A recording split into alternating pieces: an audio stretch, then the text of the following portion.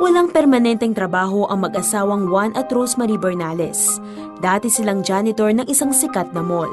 Sa kabila ng pagpapagal, hindi pa rin sapat ang kinikitang pera. Hanggang sa kinuha si Juan ng isang restaurant para maging pizza delivery boy. Talagang mahirap dahil mababa pa sa minimum ang sahod eh. Struggle ako eh. Tapos wala kaming pera. Ang utang namin dito halos sa tindahan inabot na ng 3 buwan, 4 na buwan. Nahihiya na ako. Ang buwan ng sweldo ni Juan ay napupunta lamang sa mga utang, bilihin at upa ng bahay. Dahil sa hirap ng buhay, lagi na pagtatalunan ng mag-asawa ang pera. Nagsisisi ako kung bakit ikaw na pangasawa ko. Hindi mo naman pala kami kayang buhayin. Ang anak mo, naghihirap kami ngayon. Kahit pambaon ng anak ko, wala. Naawa din ako sa anak namin.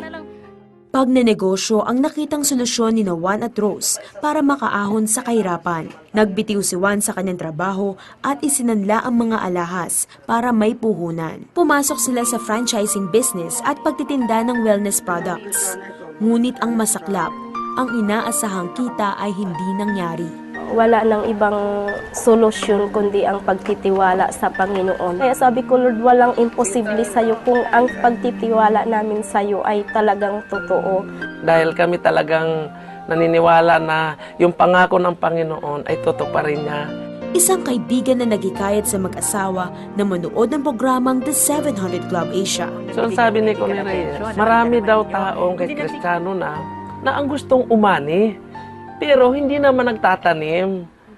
Kaya doon po kami mag-asawa na noong So nakita namin sa 700 Club na ang dami pong tinutulungan nila, yung Operation Blessing. So naisip namin, dapat pala nagtatanim din tayo sa matatabang lupa. Kung gusto nyong umani ng malaki, di magtanim din kayo ng malaki.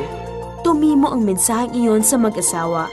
Nang mga panahong iyon ay may naitabing 1,000 piso si Rosemary. Nais man niya itong ihandog sa Panginoon, may pag-aagam-agam siya na ibigay itong lahat dahil ito na lang ang nalalabi nilang pera. Nang maikonsulta niya ito kay Juan, ay napagkasunduan nilang itanim ang pera sa gawain ng 700 Club at itodo na ang pagbibigay. Nandoon na buo ang isip ko, nabuo yung pagtitiwala ko sa Lord. Para makapag-ministeryo din kami, kahit nasa bahay kami, para maabot din yung ibang nangangailangan. Dahil sa katapatang ipinamalas ng mag-asawa, ay pinagpala sila makalipas lamang ang ilang araw. May nag-text sa amin, may commission akong dumating. So yun, tuwang-tuwa kami din niya. Sabi ko, totoo nga pala. Pag tayo ay magbigay sa matabang lupa, talagang ibabalik niya ng triple. Kalain mo 1,000 binigay ko. Ang natanggap ko, more than 4,000. Hindi nagtatapos doon. Susunod na linggo, nakatanggap na naman ako ng nasa 5,000 plus. Hindi pa rin nagtatapos. Nakareceive na naman ako ng 7,000 plus na naman.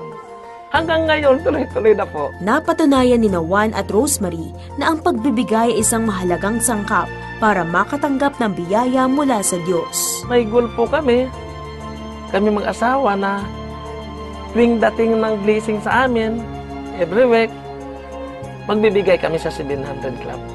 Pag nangangailangan kami pinansyal, nandyan agad ang pinansyal. So nandyan talaga, sabi namin, talaga ang Diyos buhay. Diba sa Bible, na ang sabi sa Malakay 3:10, subukin mo lang ako, ay bubuksan ko yung durungawan. Talagang ibibless ka ng Panginoon pala.